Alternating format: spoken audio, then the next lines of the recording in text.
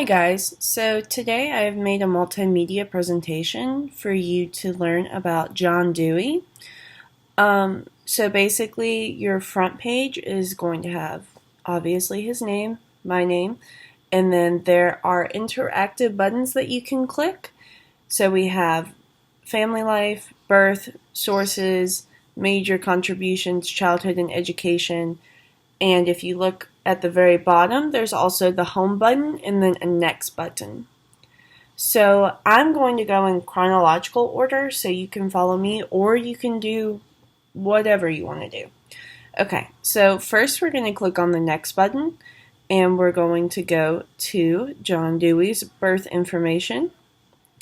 Now, John Dewey was born on October 20th in 1859, and he was born in Burlington, Vermont. His parents' names were Archibald Dewey and Lucina Artemisia Rich. If you click on the next button, there is going to be his childhood and education. Now, John Dewey and his surviving brothers attended Burlington Public Schools, and Dewey was academically successful.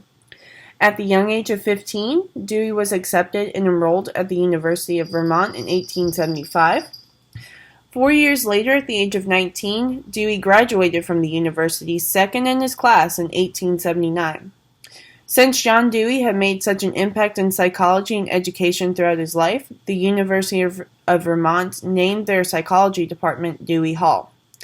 After graduation, Dewey taught for a few years before he decided to take a break and study at Johns Hopkins University, where he obtained his doctorate in philosophy. Attached below is a link to view Dewey's Hall history and to learn more information about the university that he attended.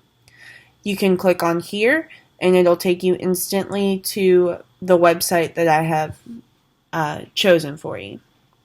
Now if we go to family life, you just have to click on the next button. Dewey's father was a young merchant who was in the grocery business before he decided to join the Union during the Civil War. After the war, his father was able to own a successful tobacco shop, which allowed his family to live a comfortable life. His mother was also a daughter to a wealthy farmer and a devout Calvinist. Dewey was the third out of 4 sons his parents had. However, his eldest brother died in infancy. Throughout his life, his father shared his love for British literature with him and his brothers. In 1886, John Dewey married Harriet Alice Chapman, whom he would be married to until her death in 1927, and they had 7 children total, one of which they adopted. In 1946, Dewey married his second wife, Roberta Grant, whom he would be married to until his death in 1952.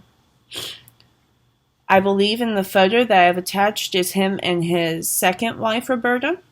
If you click on the next button, we're going to go on to major contributions. His first major contribution that I decided to choose was his philosophy of instrumentalism.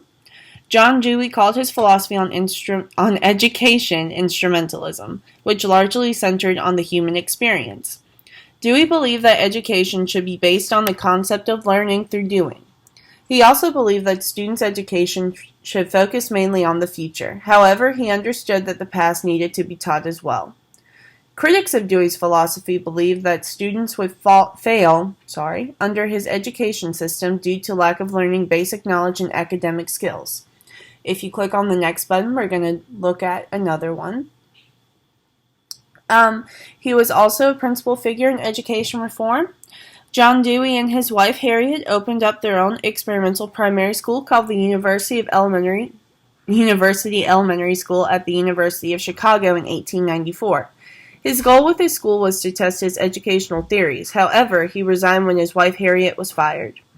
In 1919, John Dewey and his colleagues founded the New School for Social Research. This school is a progressive experimental university that welcomes free exchanges of expressive ideas in the arts and social sciences. During the 1920s, Dewey was able to travel to schools all around the world and lecture on educational reform. Also, in the 1930s, after Dewey retired, he became an active member in many educational organizations such as the International League for Academic Freedom. At the very top of the page, I have attached the YouTube video about John Dewey that you can either click on over there, or I also have the video embedded into this presentation. If you click on the next button, I have one last thing for his major contributions, which is his book, Democracy in Education. This piece of literature written by John Dewey was published in 1916. Dewey wrote in this piece of literature that teachers in schools have a responsibility to nurture their students' characters along with teaching them knowledge and skills.